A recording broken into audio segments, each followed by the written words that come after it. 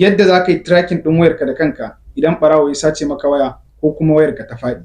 So a duk lokacin da ɓarawo ya sace maka waya ko kuma wayarka ta faɗi, abin da ya kamata ka yi shine ka ari wayar wani abokinka ko wannan kuke tare da shi dai haka, ka je ka ɗauko wannan application ɗin. Idan ka ɗauko wannan application ɗin sai ka shiga, so zai baka dama ka sa email ɗinka na kan wancan wayar da aka sace. Idan ka sa email ɗinka zai tambaye ka password, kana sa password zai nuno maka wannan wayar taka da aka sace maka. So abin da zai matukar burge ka game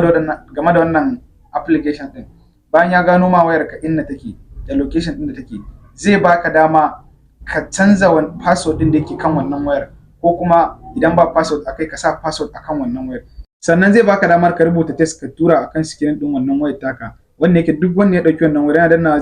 zai ga sakon da ka rubuta, like kaman ka rubuta wannan waya ta ce ta faɗi da sauransu dai haka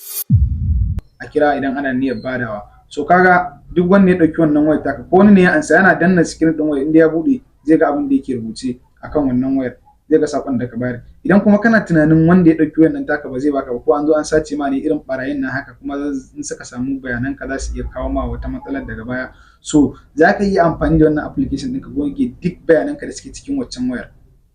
Idan ka ji daɗin wannan bidiyon da Allah ka mana share ɗinsa domin yan uwa da yawa su gani su amfana. Idan kana da tambaya za ka iya a comment wannan bidiyon, sannan da Allah kada a manta da following.